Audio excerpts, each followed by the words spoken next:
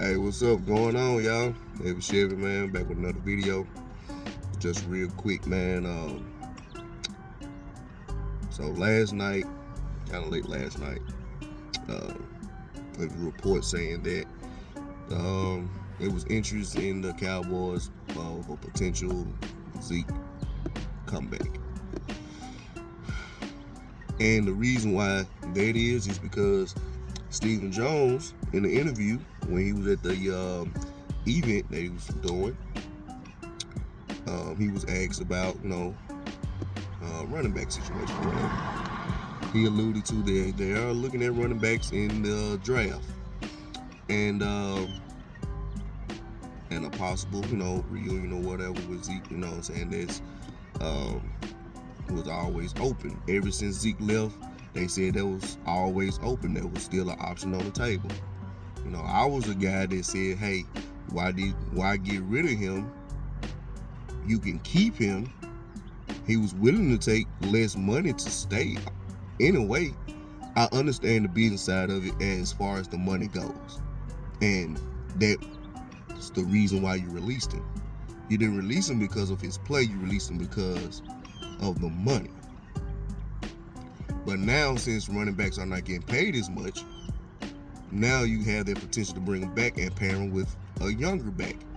And they are probably going to do that. Not saying they're going to sign Zeke, but even if you don't sign Zeke, you're still going to get a veteran running back that's going to be probably a power back, like a Dante, Freeman Foreman, something like that, from the guy that just played with Chicago last year. 6'1", 6 feet, 230-pound guy.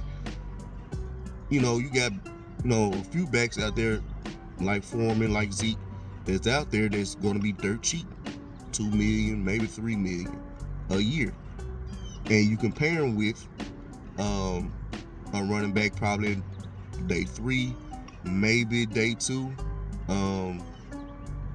You probably get somebody in the 3rd round. In my projection, probably like the lower kid out of USC, maybe a Benson.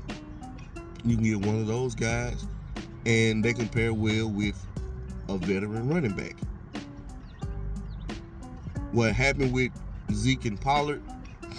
Yeah, you had Pollard, but you didn't use Pollard when you first drafted him to go ahead and start lessening the load on Zeke. You still allowed Zeke to be the bell cow back, in which he didn't need to be after his rookie contract.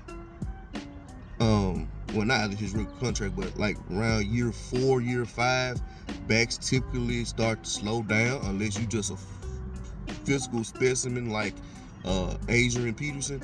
But backs typically slow down. They do lose a step, but that's pretty much about it. So like the first preseason game, because I know some people gonna come in and stuff like that. The first not preseason, but the first playoff game against San Fran, when we had Tony Pollard, his 2nd year. You didn't use him. Zeke had been injured earlier that year on that knee. And he was hobbled during the year. Didn't want to admit it, but he was. He did admit it in an interview the next year. So this is 2020? Yeah, 2020, when first year we played San Fran. Like I said, Zeke got hit on that knee. And really didn't pan out because you really just didn't complement with TP. You didn't use him. With the 2nd year against San Fran, you really just didn't utilize the run game like that. And Zeke got hurt again on that same knee. So he was still hobbled, and you didn't use TP in the run game.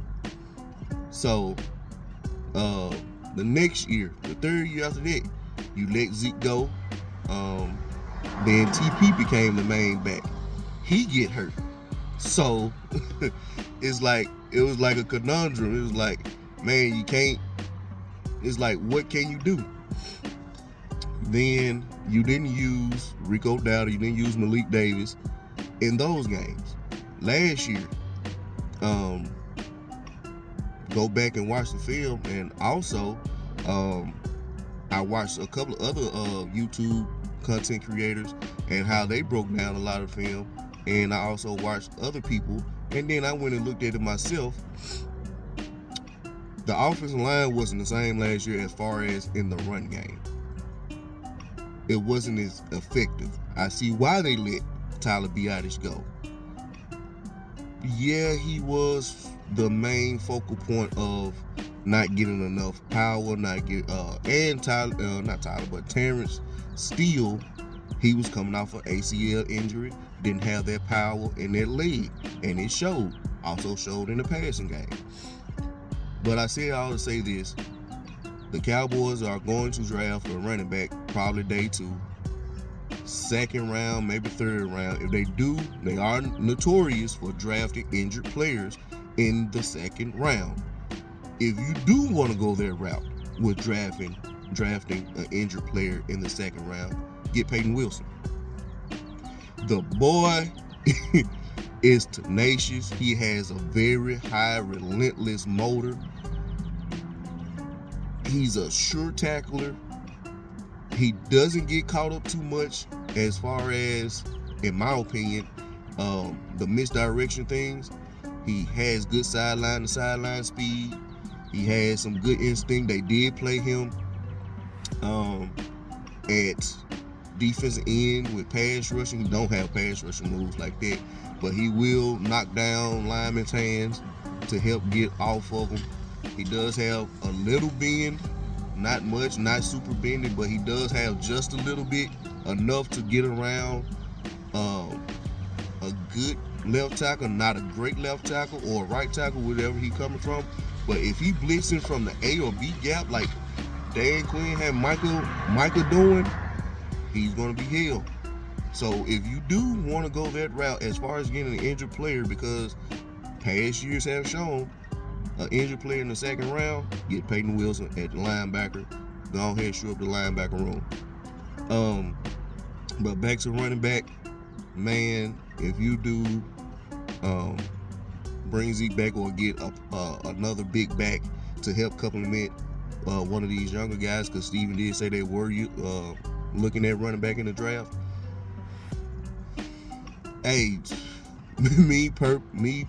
man, Benson or Lord in the second or third round would be good. I did a mock draft. I ended up picking Lord in the third round because he's 9 times out of 10, every mock draft that I have seen has him going there. And then also, it's too many teams need quarterbacks.